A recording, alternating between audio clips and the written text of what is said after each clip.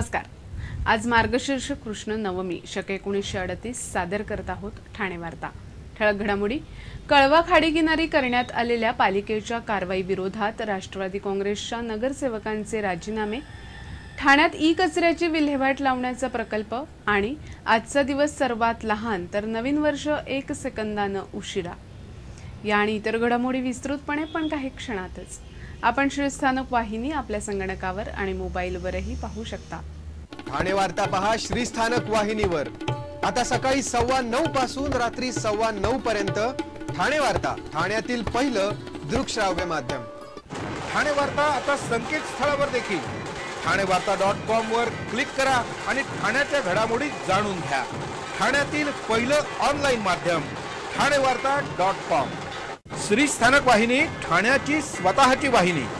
ठाण्यातील घडामोडी, कार्यक्रम, वादविवाद, अगदी गाणी, नाटक याचा आनंद घर बसल्या पहा श्रीस्थानक वाहिनी। आपल्या ठाण्याचं हक्काचं व्यासपीठ श्रीस्थानक वाहिनी। ठाणे वार्ता पहा श्रीस्थानक वाहिनीवर।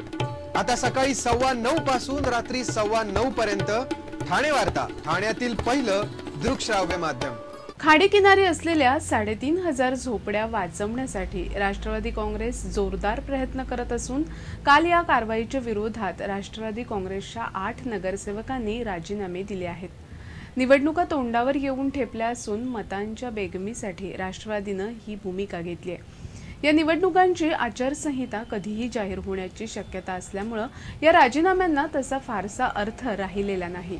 मिलिंद पाटील, मनोहर साळवी, अपर्णा साळवी, महेश साळवी, मनीषा साळवी, मनाली पाटील, अक्षय ठाकूर आणि रीटा यादव अशा 8 नगरसेवकांनी राजीनामे दिले असून मुकुंद आणि प्रमिला केणी हे 2 नगरसेवक बाहेरगावी असल्यामुळे ते नंतर राजीनामा देतील असं शहराध्यक्ष आनंद परांजपे यांनी सांगितलं। खारेगाव येथील खाडीचं सुशोभीकरण करण्यासाठी खाडीवर असलेल्या अनधिकृत बांधकामांवर पालिकेनं हातोडा चालवला होता। या भागात राष्ट्रवादी काँग्रेसचं वर्चस्व असून याचा मोठा फटका बसू शकतो हे लक्षात आल्यावर राष्ट्रवादी काँग्रेसनं राजीनाम्याची भूमिका घेतली आहे। महापालिकेच्या अलीकडेच झालेल्या प्रभाग रचनेतील बदलामुळे कळवा, मुंब्रा, दिवा परिसराला मोठं महत्त्व आलं आहे। त्यामुळे या परिसरातील वर्चस्व टिकवण्यासाठी राष्ट्रवादी काँग्रेसला येथील रहिवाशांचा कळवळ आलाय। या भागात राष्ट्रवादीचे आमदार जितेंद्र आव्हाड यांचं वर्चस्व आहे। आव्हाड हे पवारांच्या जवळचे मानले जातात। आव्हाडांनी शरद पवारांना विनंती केल्यानंतर विधान परिषदेतील विरोधी पक्षनेते धनंजय मुंडे यांनी यावर आवाज उठवला होता। त्यामुळे पालिकेच्या कारवाईलाही स्थगिती मिळाली होती। ठाणे महापालिका क्षेत्रात निर्माण होणाऱ्या ई कचऱ्याची शास्त्रोक्त पद्धतीनं विल्हेवाट लावण्याच्या प्रकल्पाचं उद्घाटन महापौर संजय मोरे यांच्या हस्ते आणि महापालिका आयुक्त संजीव जयस्वाल यांच्या उपस्थितीत करण्यात आलं। महापालिका मुख्यालयामध्ये या प्रकल्पाची सुरुवात करण्यात आली।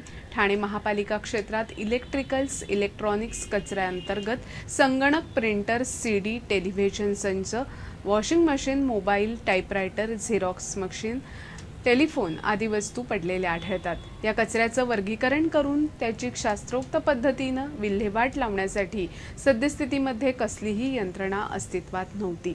या कचऱ्याची विल्हेवाट लावताना कोणतीही काळजी न घेतल्यानं त्यातील लेड, कॅडमियम, कॉपर, झिंक यासारख्या मौल्यवान धातूंचं प्रमाण जास्त असल्यानं या वस्तू ॲसिडमध्ये वितळल्यामुळे किंवा जाळल्यामुळे मोठ्या प्रमाणात प्रदूषण निर्माण होतं। या पार्श्वभूमीवर इको रिसायकलिंग लिमिटेड या संस्थेच्या माध्यमातून ई कचऱ्याची विल्हेवाट लावण्याचा प्रकल्प कार्यान्वित करण्यात आला आहे। या प्रकल्पांतर्गत महापालिका मुख्यालयासह सर्व प्रभाग समिती कार्यालयांमध्ये ई कचरा कलेक्शन केंद्र उपलब्ध करून देण्यात येणार असून या ठिकाणी जमा होणाऱ्या ई कचऱ्यावर नंतर शास्त्रोक्त पद्धतीनं प्रक्रिया करून त्याची विल्हेवाट लावण्यात येणार आहे। यासाठी संस्थेला 100 ठिकाणी विशिष्ट प्रकारचे कंटेनर ठेवण्यासाठी 10 चौरस फूट जागा 5 वर्षासाठी महापालिकेच्या वतीनं देण्यात येणार आहे। मृत जनावरांच्या कचऱ्यावर शास्त्रोक्त पद्धतीनं प्रक्रिया करून त्यापासून बायो सीएनजी निर्माण करणाऱ्या प्रकल्पाचं उद्घाटन महापौरांच्या हस्ते झालं। महापालिका क्षेत्रात कत्तलखान्यातील कचरा तसंच मृत जनावरं, मासळी बाजार, मटण मार्केट यामधून रोज जवळपास 15 ते 20 टन कचरा तयार होतो। या कचऱ्याच्या विल्हेवाटीसाठी अनेक शास्त्रोक्त पद्धती अस्तित्वात असून त्यापासून ॲनिमल फीड, खत, बायोगॅस आदी उपउत्पादनं तयार होऊ शकतात। या पार्श्वभूमीवर महानगरपालिकेच्या वतीनं पुण्याच्या अभय बायो सीएनजी सोल्युशन या संस्थेच्या माध्यमातून कत्तलखान्यातील कचरा, मृत जनावरं, मासळी बाजार, मटण मार्केटमधून निर्माण होणाऱ्या कचऱ्यावर प्रक्रिया करून त्यापासून बायो सीएनजी निर्माण करण्यात येणार आहे। हा प्रकल्प 60 MTD क्षमतेचा आहे। या प्रकल्पांतर्गत 20 टन मृत जनावरांचा कचरा, 20 टन घरगुती ओला कचरा, 20 टन शेण वापरून प्रतिदिन 1000 किलो बायो सीएनजी निर्माण करण्यात येणार आहे। या प्रकल्पासाठी महापालिकेवर कोणताही आर्थिक भार पडणार नसून प्रकल्पाचा खर्च अभय बायो सीएनजी संस्थेच्या वतीनं करण्यात येणार आहे। या प्रकल्पासाठी लागणारी जागा महापालिकेच्या वतीनं 10 वर्षासाठी देण्यात येणार आहे। या प्रकल्पामुळे महापालिका क्षेत्रात कत्तलखान्यातील कचरा तसंच मृत जनावरं, मासळी बाजार, मटण मार्केट यामधून निर्माण होणाऱ्या कचऱ्यावर प्रक्रिया करून बायो सीएनजी निर्माण करणारी ठाणे महानगरपालिका ही एकमेव महापालिका आहे। ठाणे वार्ता पहा श्रीस्थानक वाहिनीवर आता सकाळी 9:15 पासून रात्री 9:15 पर्यंत। ठाणे वार्ता, ठाण्यातील पहिलं दृकश्राव्य माध्यम। आपला परिसर स्वच्छ आणि सुंदर ठेवण्यासाठी ठाणे महापालिकेत सहकार्य करा। ओला सुका कचरा वेगवेगळा जमा करा आणि रोगराईपासून मुक्तता मिळवा। ठाणे वार्ता आता संकेतस्थळावर देखील ठाणेवार्ता.com वर क्लिक करा आणि ठाण्याच्या घडामोडी जाणून घ्या। ठाण्यातील पहिलं ऑनलाईन माध्यम ठाणेवार्ता.com। डॉक्टर आणि रुग्णांचं पिढ्यानपिढ्यांचं जिव्हाळ्याचं नातं म्हणजेच डॉक्टर बेडेकर हॉस्पिटल आता अत्याधुनिक सोयी सुविधा आणि तंत्रज्ञान युक्त वंध्यत्व निवारण केंद्रात IVF आणि टेस्ट ट्यूब बेबीची ही सुविधा। डॉक्टर बेडेकर हॉस्पिटल, महर्षी कर्वेपथ, ठाणे। 65 वर्षांची निरंतर सेवा। ठाणे वार्ता पहा श्रीस्थानक वाहिनीवर आता सकाळी 9:15 पासून रात्री 9:15 पर्यंत। ठाणे वार्ता, ठाण्यातील पहिलं दृकश्राव्य माध्यम। ठाणे पोलिसांनी घोडबंदर परिसरातून युरेनियम सदृश पदार्थ जप्त केला असून या प्रकरणी 2 जणांना अटक केली आहे। या युरेनियम सदृश पदार्थाची आंतरराष्ट्रीय बाजारात 24 कोटी रुपये किंमत असल्याचं पोलिसांचं म्हणणं आहे। काल एका पत्रकार परिषदेत ही माहिती देण्यात आली। ठाणे पोलिसांच्या सोनसाखळी चोरी विरोधातील पथकाला घोडबंदर परिसरात 2 जण युरेनियम सदृश धातूची विक्री करण्यासाठी येणार असल्याची माहिती मिळाली होती। त्यानुसार पोलिसांनी किशोर प्रजापती आणि सैफुल्ला खान या दोघांना ताब्यात घेतलं। त्यांच्या चौकशीत 8 किलोहून अधिक युरेनियम सदृश पदार्थ मिळून आला। या युरेनियम सदृश पदार्थाचा वापर यापूर्वी करण्यात आला असल्यामुळे त्याची तीव्रता कमी असल्याचं सांगितलं जातं। एका पुठ्ठ्याच्या बॉक्समध्ये कार्बन आणि मखमली कापडामध्ये हा युरेनियम सदृश पदार्थ ठेवण्यात आला होता। हा युरेनियम सदृश पदार्थ भारताबाहेरून आणला असल्याची माहिती या दोघांनी पोलिसांना दिली। त्यामुळे देशामध्ये एखादं विघातक कृत्य घडवण्याच्या हेतूनं हा युरेनियम सदृश पदार्थ आणला नाही ना, या दृष्टीनं पोलीस तपास करत आहेत। हा युरेनियम सदृश पदार्थ 1 किलोला 3 कोटी रुपये दरानं विकण्याची या दोघांची तयारी होती, अशी माहिती पोलिसांनी दिली। ठाणे शहरामध्ये धूळ प्रदूषण नियंत्रित करणाऱ्या अत्याधुनिक उपकरणांचं अनावरण महापौरांच्या हस्ते झालं।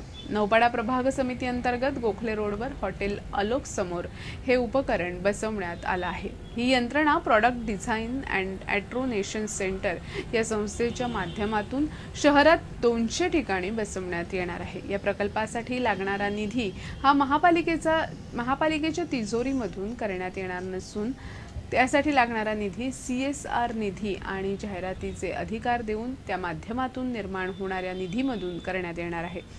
5 वर्षासाठी या प्रकल्पाची निगा आणि देखभाल संस्थेच्या वतीनं करण्यात येणार आहे।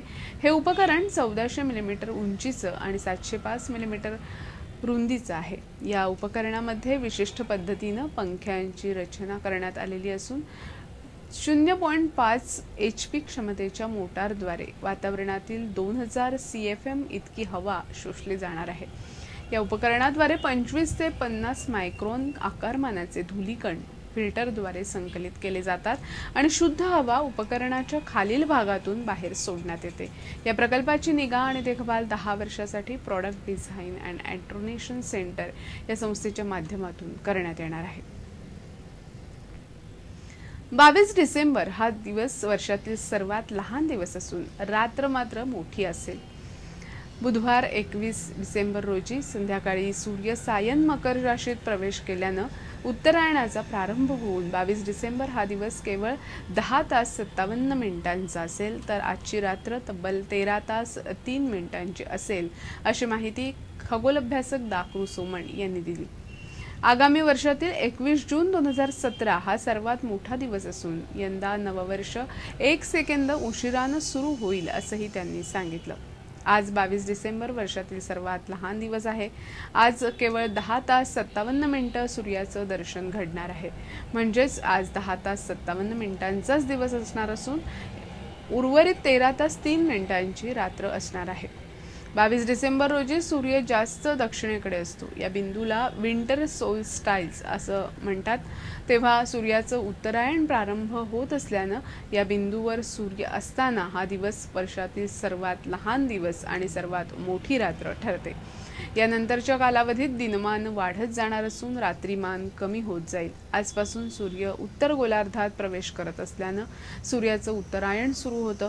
आजच्या दिवसाचं आणखी एक खास वैशिष्ट्य आहे। पौराणिक कथेनुसार आजच्या दिवशी महाभारतातील भीष्म पितामहांनी आपला शरपंजर देह सोडला। त्यांना इच्छामरण प्राप्त झाल्यानं या दिवशी सर्व पित्र उत्तर दिशेला स्थलांतर करतात, म्हणूनच या दिवसाला पित्रायण असंही म्हणतात। 22 डिसेंबरला पृथ्वी आपला गोलार्ध बदलून त्यानंतर सूर्याचं उत्तरायण सुरू होतं।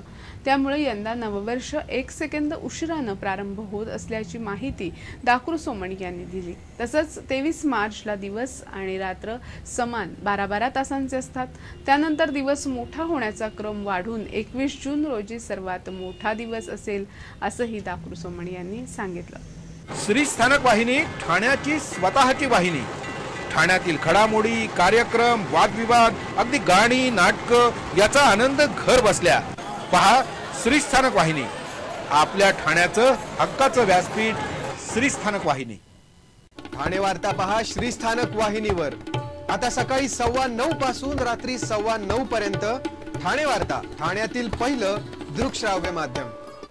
ठाणे वार्ता आता संकेतस्थळावर देखील ठाणेवार्ता.com वर क्लिक करा आणि ठाण्याच्या घडामोडी जाणून घ्या। ठाण्यातील पहिलं ऑनलाईन माध्यम ठाणेवार्ता.com। ठाणे वार्ता पहा श्रीस्थानक वाहिनीवर। आता सकाळी 9:15 पासून रात्री 9:15 पर्यंत ठाणे वार्ता, ठाण्यातील पहिलं दृकश्राव्य माध्यम। आपण आपले कार्यक्रम अथवा बातम्या आम्हाला ठाणेवार्ता@gmail.com या आमच्या ईमेलवर कळवू शकता। ठळक घडामोडी शेवटी पुन्हा एकदा